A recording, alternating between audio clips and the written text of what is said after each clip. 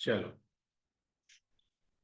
आज मैंने जैसा कहा था कि आपको स्टमक डिसऑर्डर पे बात करेंगे।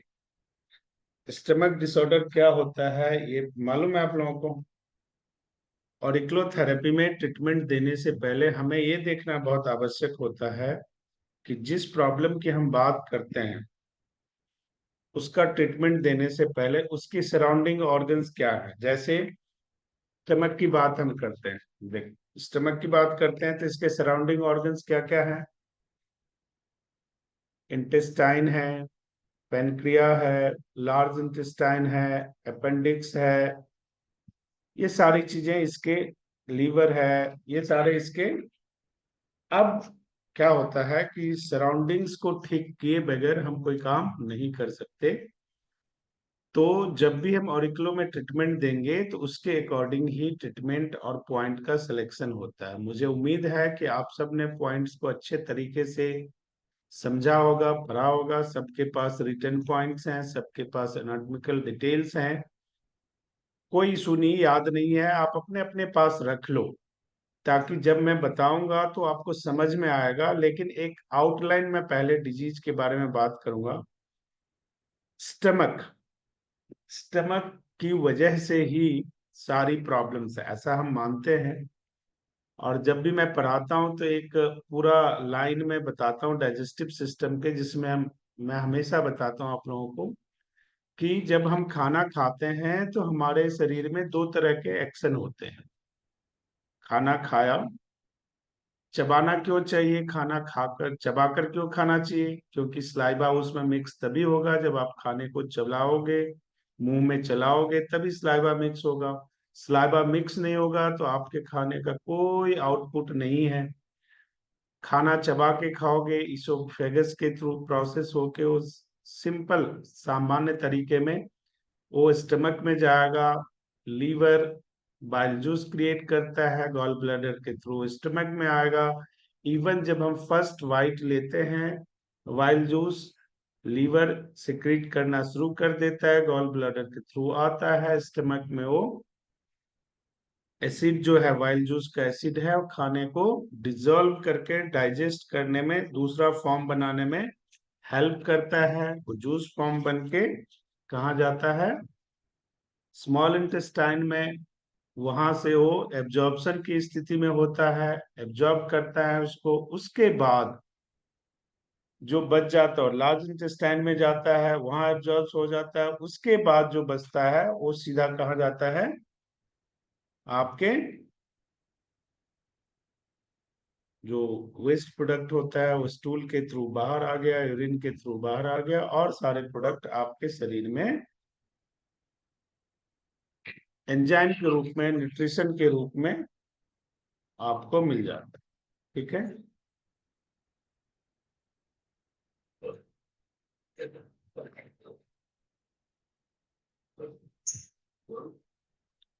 तो अब हमें देखना यह है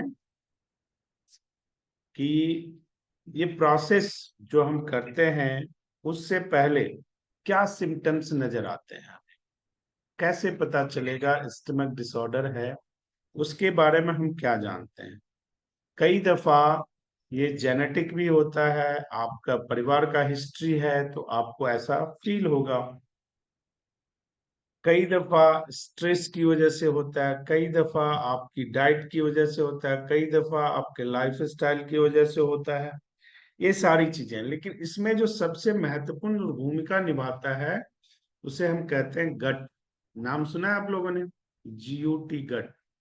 गट का मतलब आंतें, इंटेस्टाइन। इंटेस्टाइन सबसे महत्वपूर्ण भूमिका निभाता है। वेन एवर यू फील, आपको जब कभी ऐसा लगता है कि आपका स्टमक अपसेट है, फ्रिक्वेंटली डिस्कम्फर्ट है, तो उस सिचुएशन में आपको अपने गट का लुक आफ्टर करना चाहिए। क्योंकि आपका गट अगर प्रॉपर नहीं होगा तो आपको कुछ भी नहीं मिलने वाला। अगर ये प्रॉपर नहीं होता है तो क्या होता है? गैस बनने लगता है, हार्ट बर्न फील करने लगते हो आप। अब ये सब इसलिए होता है कि आपके गट में प्रॉब्लम है, आपका जो प्रोसेसिंग, फूड प्रोसेसिंग है वो एलिमिनेट नहीं हो रहा है, प्रॉपर डाइजेस्ट नहीं हो रहा है। तो दो तरह के एक्शन, जैसा मैंने पहले भी बोला आप लोगों की, एक्शन दो तरह के होंगे, या तो वो प्रॉपर डाइजेस्ट होगा या डिफरमेंट होगा। खाना पचेगा या सड़ेगा। अगर पचेगा तो आपके लिए बहुत बेहतर है, अगर खाना सड़ेगा तो आपके शरीर में समस्याएं शुरू हो जाएगी। तो अप अपसेट स्टमक इस बात का प्रमाण है कि आपका गट प्रॉपर काम नहीं कर रहा है। यदि आप ज्यादा थकान महसूस करते हैं, अपने आप को हमेशा थका हुआ महसूस करते हैं, ये भी निशानी है कि आपका गट ठीक काम नहीं कर रहा है। इसकी वजह से जो प्रॉब्लम्स होती है, सबसे बड़ी प्रॉब्लम होती है, उसे हम कहते हैं IBS, इरिटेबल बॉल सिंड्रोम। अब जब इस तरह की सिचुएशन होता है, अब इस तरह की सिचुएशन कब होती है? देखो, हम खाना खाते हैं, हमें क्या कहा जाता है? खाना चबा के खाना चाहिए, खाने टाइम में पानी नहीं पीना चाहिए। क्या हम ऐसा करते हैं? खाना टाइम में टीवी नहीं देखना चाहिए, खाने टाइम में मोबाइल पे बात नहीं करना चाहिए। क्यों कहा जाता है? ये सारी चीजें IBS का सबसे बड़ा सोर्स है। IBS होता क्या है? जब सर आपका आईबीएस स्टमक, जब सर आईबीएस आपका के स्टमक, हाँ जी, आईबीएस के एक इरिटेबल बार bowel syndrome. Sir bowel. Irritable bowel syndrome. Spelling क्या है बॉल के? हाँ जी, BOUWL। इसे जो है ना, जनरली जब हम करते हैं ना, कुछ चीजों का हमें ध्यान रखना है। देखो, हमें ये पढ़ाने का मकसद क्या है? अब छोटी छोटी बातें समझने का प्रयास करो, जिससे आधी समस्या हो जाती है खत्म। जब आप कहीं बैठे हो, 5 लोगों के बीच में कोई ऐसी बात करे जिससे आप चिड़चिड़ेपन आ जाए आपके अंदर, तो आप क्या फील करोगे? उसका क्या रिजल्ट आएगा? उसी तरह जब आप खाना खा रहे हो, खाने खाने टाइम मोबाइल यूज कर रहे हो, टीवी देख रहे हो, पानी पी रहे हो, बगैर चबाए खाने खा रहे हो, बातें कर रहे हो, वो सब क्या करता है? स्टमक के अंदर चिड़चिड़ापन पैदा करता है। स्टमक के अंदर चिड़चिड़ापन पैदा करता है। जब वो चिड़चिड़ापन पैदा होता है तो आपका खाना डाइजेस्ट प्रॉपर नहीं हो पाता है। इसको जनरली स्पॉटिक कॉलन, इरिटेबल कॉलन या नर्वस स्टमक भी कहा जाता है, IBS को। नर्वस स्टमक किस सिचुएशन में होगा? When stomach is not able to understand कि आप उससे क्या कराना चाहते हो। आपने एक बाइट खाना दे दिया, फिर टीवी देख रहे हो, मोबाइल पे बात कर रहे हो, 20 मिनट बाद फिर दूसरा बाइट दे रहे हो। वो कंफ्यूजन, स्टेट ऑफ कंफ्यूजन है। आप इस बात को समझो।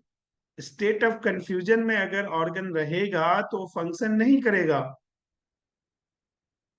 खाना आप चबा के नहीं खाओगे। एक बार तो खाना वैसे ही खा लेते हो, दूसरी बार फोन पे बातें करो, टीवी देख रहे हो, चबाए जा रहे हो, दूसरी बार 10 मिनट चबा रहे हो। ये सब क्या है? ये सब स्टेट ऑफ कंफ्यूजन है। और दूसरे शब्दों में, आसान भाषा में शब्दों समझो, कि आप स्ट्रेस का बीज बो रहे हो। आप अपने शरीर में एसिड बनाने का बीज बो रहे हो। आप अपने शरीर को परेशान करने का, फिजिकल परेशान में डालने का, सेहत खराब करने का, अनहेल्दी बनाने का सारा सीन क्रिएट कर रहे हो। वहीं से ये सारा सीन क्रिएट होता है। क्यों? क्योंकि एक फंक्शनल सिचुएशन होता है। जब हम खाना खाते हैं तो एक फंक्शनल सिचुएशन होता है, उसमें बार बार अगर आप डिस्टर्ब करोगे तो प्रॉब्लम क्रिएट होगी। अब जब ये प्रॉब्लम क्रिएट होती है तो हमारे जो मांसपेशियां हैं, हमारे जो टिश्यू हैं, उसमें या तो सिकुड़न पैदा होता है या फैलाव पैदा होता है। दोनों सिचुएशन आती है। इस सिचुएशन में जो शरीर रिएक्ट करता है, इसी को आईबीएस कहते हैं। इसकी वजह से रिएक्शन में जो प्रॉब्लम्स क्रिएट होगी, आईबीएस होगी। सबसे पहला क्या, आप स्ट्रेस की तरफ जाओगे। सिंपल सा, छोटी छोटी बातें समझो। आप पानी पी रहे हो, कोई आपको पानी पिला रहा है, एक घूंट पिला दिया, दूसरे घूंट के लिए 10 बार 10 मिनट वेट करना पड़ेगा, आपको क्या फील होगा? हम खाने टाइम में यही बदतमीजियां करते हैं, जिसकी वजह से हमारे शरीर में प्रॉब्लम्स होती है। फिर क्या होता है, खाना खाते हैं, शरीर में हार्टबर्न शुरू हो जाता है, ऐंठन शुरू हो जाता है, ब्लोटिंग शुरू हो जाती है, गैस बनना शुरू हो जाता है, और फिर हम कहते हैं समस्या हो गई। अब समस्या तो हो गई, उसका क्या करोगे? इसके अलावा एक और मेजर इशू है, उसे कहते हैं इनटॉलरेंस फूड। सुना है नाम कभी आप लोगों ने? जो शरीर को नहीं चाहिए, स्वाद के चक्कर में जबरदस्ती आप उसे खिला रहे हो, उसकी रिक्वायरमेंट नहीं है। शरीर को फ्रेश खाना चाहिए। आप खाने को 1 घंटे रोक कर 1 घंटे में खाना खाते हो, चबा के खाओ, कोई इशू नहीं है। 1 घंटे में 10 मिनट फोन पे बात कर रहे हो, 10 मिनट टीवी देख रहे हो, और अब वो जो खाना है, वो इंटॉलरेंस फूड की श्रेणी में आता है। वो शरीर को नहीं चाहिए। शरीर को जो खाना नहीं चाहिए, शरीर रिएक्ट करके बता देता है। स्वाद के चक्कर में आप बार बार वो खाना शरीर को देते हो, इसे इंटॉलरेंस फूड कहते हैं। तो स्टमक डिसऑर्डर से बचना है तो इन चीजों को आपने ख्याल रखना है।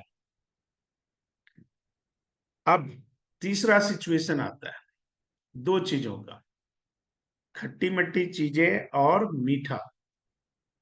इसको खाने की बड़ी हमारे जो है ना क्रेविंग शुरू हो जाती है। जब ये क्रेविंग बार बार हो, आप समझ लो आपका गट काम नहीं कर रहा है प्रॉपर।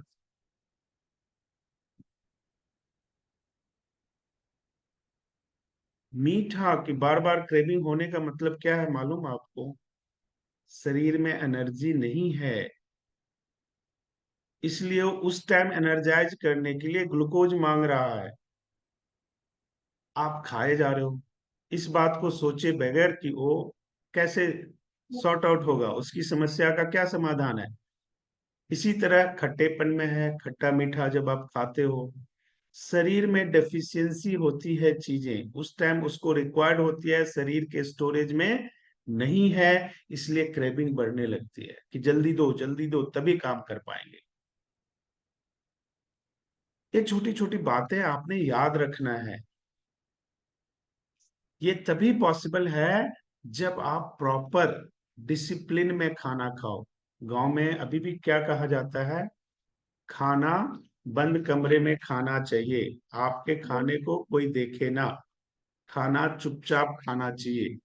खाना खाने से पहले उसको नमन करना चाहिए। क्यों? क्योंकि खाना शक्ति है, एनर्जी है आपकी। जहां से आपको एनर्जी मिल रहा है, जहां से आपको पावर मिल रहा है, जहां से आपको, उसका निरादर कैसे कर सकते हो आप? उसका अपमान कैसे कर सकते हो आप? और उसका अपमान, किसी का आप अपमान करोगे तो उसका रिएक्शन नहीं होगा, ये आप कैसे सोच लेते हो? वो रिएक्शन देखने के काबिल आप नहीं हो। रिएक्शन तो रोज हो रहा है, हर 1 घंटे में हो रहा है। हम उस काबिल नहीं है कि हम उसको समझ पाए, और जब हम उसको समझ नहीं पाते हैं, इस तरह की प्रॉब्लम्स में हम फंसते हैं, क्योंकि उसका सॉल्यूशन तो हम ढूंढते नहीं, बार बार वही गलतियां दोहराते जाते हैं। तो इस तरह की प्रॉब्लम्स क्रिएट होती है, तो आपने इसका ध्यान रखना है। उसके बाद क्या होता है, बिना वजह वेट लॉस हो जाना और बिना वजह वेट गेन हो जाना, ये दर्शाता है कि आपका इंटेस्टाइन स्टमक प्रॉपर नहीं है।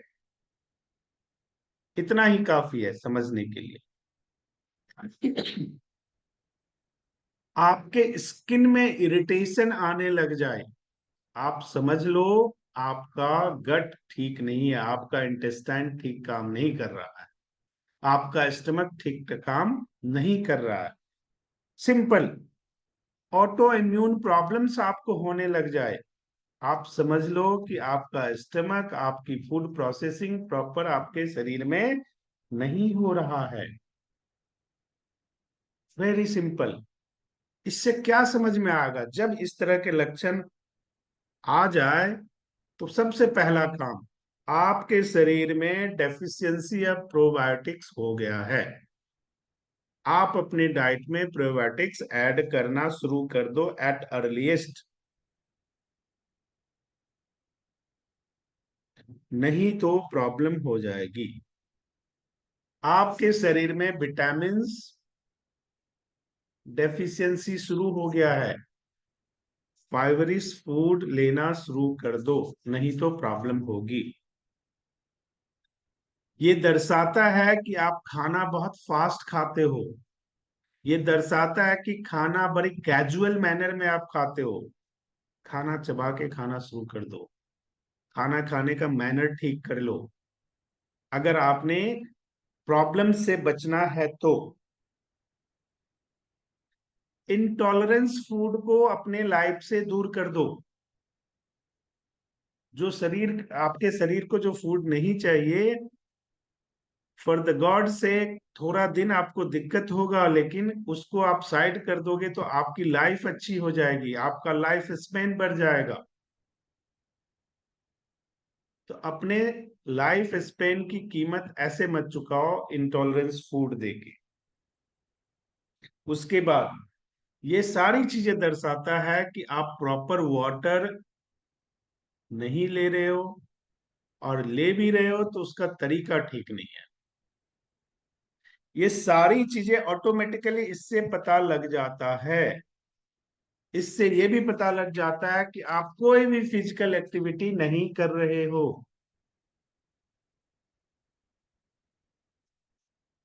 आप छोटी छोटी बातों में स्ट्रेस में हो, उसको ठीक करो, नहीं तो दिक्कत आएगी।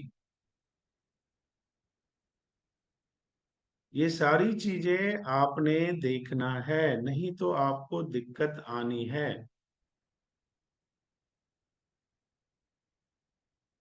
ये मुन्नी देवी जी कौन है?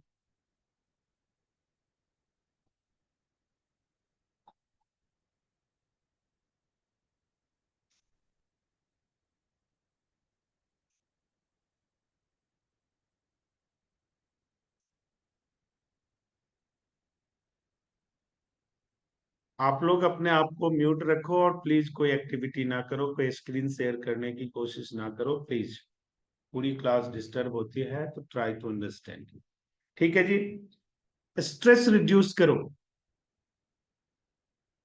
छोटी छोटी बातों पे बहसते हो, छोटी छोटी बातों पे परेशान होते हो, छोटी छोटी 80% बातें तो ऐसी होती है जिसकी कोई वजह ही नहीं है, लेकिन लड़ रहे हैं, झगड़ रहे हैं। इस चीज को सीखो, लाइफ को मैनेज करना सीखो, नहीं सीखोगे तो दिक्कतें आएंगी। स्मोकिंग छोड़ दो, जीना है, अच्छा जीना है।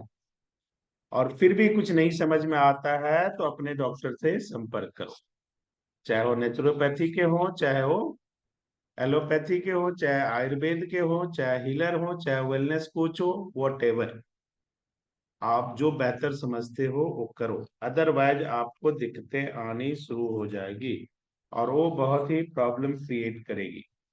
तो आपसे गुजारिश है, अब जितनी बातें मैंने आपको बताई उसमें ऑरिक्लोथेरेपी का क्या रोल है,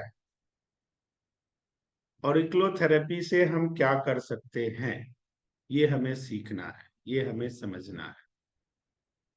स्टमक डिसऑर्डर कौन कौन से होते हैं, चाहो तो लिख लो, मैं कुछ नाम बोल देता हूं, इस पे हम डिस्कशन करेंगे। Appendix due to stomach disorder, psoriasis due to stomach disorder, diabetes due to sir stomach disorder. Psoriasis की स्पेलिंग हाँ बोल जी, दो।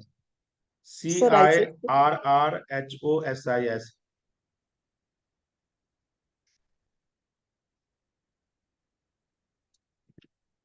Hepatitis, hernia, liver dysfunction, liver dysfunction,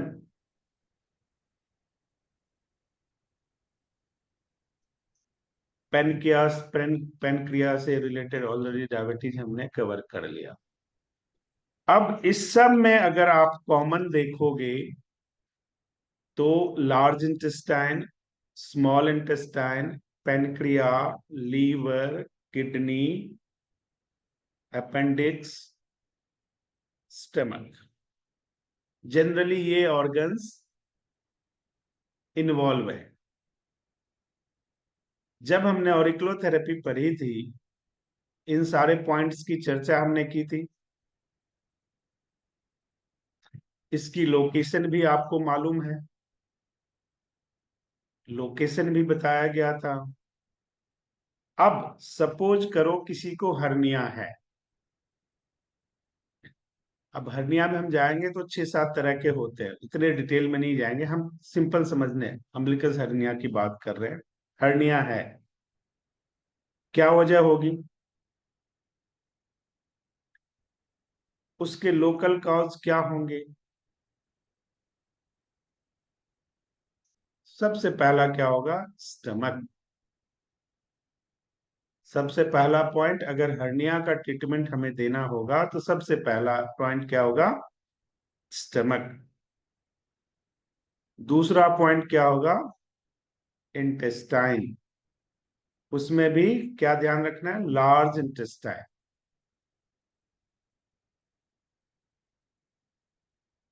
appendix,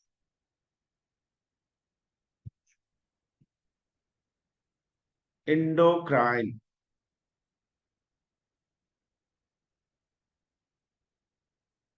prostate. अब लोकल कॉज में ये पॉइंट हमने सेलेक्ट किया, क्यों किया सेलेक्ट?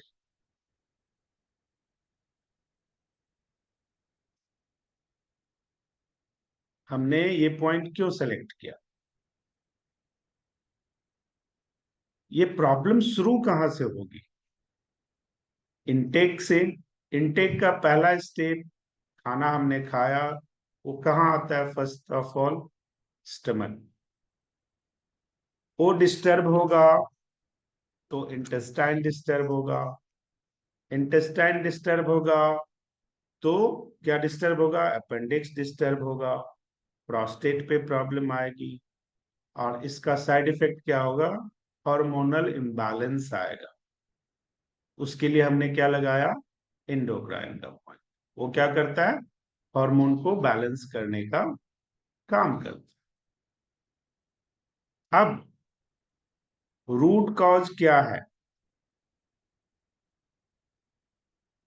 हमारा शरीर असंतुलित हुआ, हमारा स्ट्रेस लेवल बढ़ चुका। किस लिए? हमारी लाइफ स्टाइल की वजह से, हमारे जीवन जीने के तरीके से हम चिड़चिड़े हो गए, हमारा हीमोग्लोबिन प्रॉपर मेंटेन नहीं हो रहा है। तो जब हमें अपने चिड़चिड़ेपन को खत्म करना है तो पहला काम क्या करेंगे? जब हमने पॉइंट लोकेशन पढ़ा था तो हमने क्या करना है? डिवाइन गेट, सेंडमैन पॉइंट लगाना है। हमारा शरीर असंतुलित हो गया तो हमने क्या पढ़ा था? शून्य पॉइंट लगाना है। लिख लो, ये हर्निया के प्रोटोकॉल है। आगे 3 का मैं बताऊंगा, आगे आपने बताना है। हाँ, वो सब सप्लीमेंट्री है, वो सब करेंगे हम, कोई दिक्कत नहीं है। अभी हम केवल ऑरिक्लो पॉइंट की बात कर रहे हैं। शून्य point, divine gate point, spleen point, ये तो हो गया, और इक्लो पॉइंट लगा दें। अब आप मुझे ये कह सकते हो कि अभी हमें पॉइंट लगाना तो आता नहीं है ना? तो क्या करें? तो ये मैक्सिमम पॉइंट कहाँ है, किस लोकेशन में, कोई बताएगा मुझे? जितनी पॉइंट की हमने सुपीरियर बातें की है। Concha, superior concha. Superior concha, right, superior concha. तो पहला जो फॉर्मूला हमने सीखा था, वो क्या सीखा था कि अगर हमारे पास कुछ ना हो, उस एनाटॉमिकल पार्ट का अच्छे से मसाज करना है। इतना तो हम कर सकते हैं, या ये भी नहीं कर सकते? इतना तो हम कर ही सकते हैं। अब अगर हम अपने ईयर को गौर से देखें, ये देखो, तो ये सुपीरियर कोंका है, ये ऊपरी हिस्सा हमने पढ़ा था। अब ये बैक साइड में जाओगे तो ये देखो, ये जो ब्लैक से लिखा हुआ ये सुपीरियर कोंका का हिस्सा। अब जब हम करते हैं मसाज, तो हम क्या करते हैं जनरली, इंडेक्स फिंगर यहाँ, और थंब हमने इसके बैक साइड में लगा दिया। देखो ये, और ये एरिया देखो, और ये एक बार फ्रंट साइड को मसाज करेंगे, और दूसरी बार बैक साइड को मसाज करेंगे। केवल इतना करने भर से, और जो जो चीजें मैंने शुरू में इसीलिए मेंशन कराई है कि क्या अवॉइड करना है, क्या ध्यान रखना है, उन सब चीजों का ध्यान अगर आपने रखा, तो ये प्रॉब्लम्स नहीं आएगी। और अगर प्रॉब्लम होगी तो धीरे धीरे ठीक हो जाएगी। कल मैं किसी को यहां बिठा के रखूंगा, मैं पॉइंट लगा के दिखाऊंगा, ठीक है? तब आपको समझ में आएगा कि पॉइंट लोकेशन कैसे करेंगे, और लगा के देखेंगे। एक बार दूसरी टेक्निक है। डिवाइन हाँ जी, गेट पॉइंट एक बार रिमाइंड किया, ये डिवाइन गेट देखो, पॉइंट। ये देखो, दिखाई दे रहा है? ये है डिवाइन गेट पॉइंट। इसको हमने लगाना है, किस लिए? मेंटल स्ट्रेस को रिड्यूस करने के लिए। जब तक वो रिड्यूस नहीं होगा, आपकी तबीयत ठीक नहीं हो सकती। आप जो खाना खाओगे वो डाइजेस्ट नहीं हो सकता। आजकल 99% लोगों को स्टमक डिसऑर्डर क्यों है पता है? सब ये खाना ही भूल गए कि उनको ये पता ही नहीं है कि स्वाद, शौक और मन से खाना कब खाया, किसी को पूछोगे याद नहीं है। अब तो खाना खाना मजबूरी हो गया कि खाना पड़ेगा। हम बच्चे को पढ़ाते हैं, बड़े सारे बच्चे बड़े बड़े कॉरपोरेट में काम करते हैं। वो ऐसा क्या काम करना, कार ड्राइव करके सलाद खा रहे हैं, फ्रूट खा रहे हैं। इसी के लिए पढ़ाया, इसी के लिए कमाया, इसी के लिए खाया, क्या है ये? कौन सा तरीका है ये? और इसीलिए वो 20 साल मेहनत करके पैसा कमाएंगे, और साथ में बीमारी कमाएंगे। 20 साल बाद उसी पैसे को बीमारी में लगाएंगे। ये तय है। अगर आप अपने खाना खाने के लिए 1 घंटा नहीं निकाल सकते, क्या करना है फिर? और उसका आउटपुट क्या आता है? आप प्रिजर्वेटिव पे डिपेंड होते जा रहे हो, पैक्ड फूड पे डिपेंड होते जा रहे हो, और उसका प्रॉब्लम कितना बड़ा हो रहा है वो आप सब जानते हो, देख रहे हो। इस चीज को आपने ध्यान रखना ही रखना है। Liver dysfunction, second one, liver dysfunction.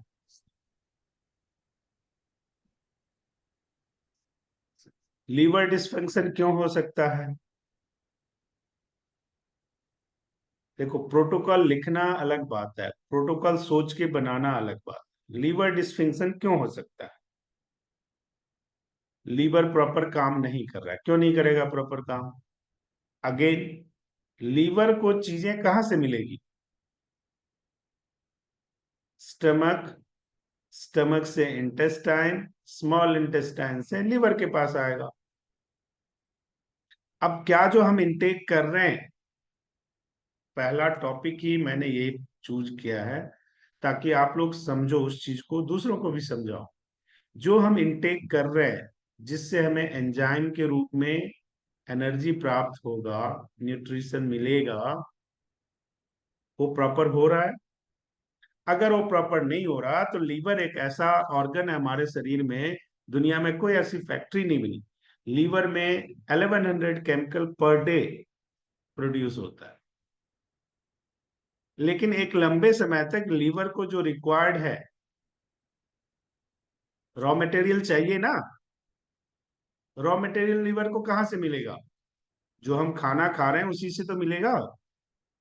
अगर वो रॉ मटेरियल की सप्लाई हम प्रॉपर नहीं करेंगे तो क्या लीवर काम कर पाएगा? नहीं कर पाएगा। अगेन, स्टमक है, गॉल ब्लैडर है, लार्ज इंटेस्टाइन है, स्प्लीन है।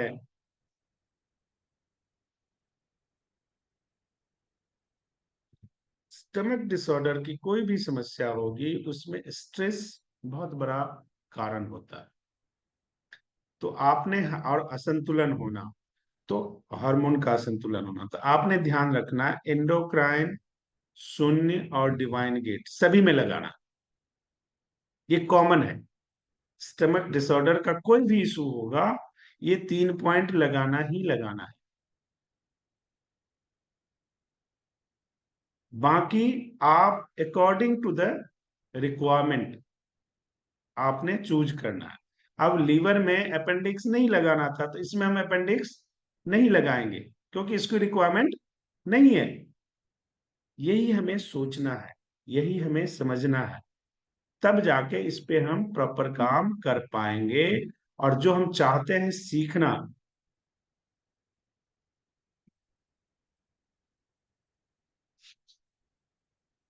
ये देखो जी, ये मैंने बोला ये है डिवाइन गेट पॉइंट, देख लो, ये है डिवाइन गेट पॉइंट। कल मैं प्रॉपर लगा के दिखाऊंगा। आज इसका थोड़ा सा बैकग्राउंड बताना आपको जरूरी था, इसलिए मैंने गट पे आया, सारा बैकग्राउंड बताया ताकि आपको इजी हो सके समझने में, और इन सारी चीजों की वजह क्या है ये आप समझ सके। क्योंकि जब तक वजह को नहीं समझोगे कोई बीमारी ठीक नहीं किया जा सकता। अब ये तो हो गया पॉइंट्स अकॉर्डिंग टू द ऑरिक्लोथेरेपी। इसके अलावा दो बीमारी की बात की है, चार का नाम अभी मैं बोलता हूं, कल आप लोग बनाओगे। लिखो, डायबिटीज, लिखो लिखो, जो गलत सही जो भी है वो बना के लाना है। डायबिटीज, गॉल ब्लैडर स्टोन और इन्फ्लेमेशन दोनों,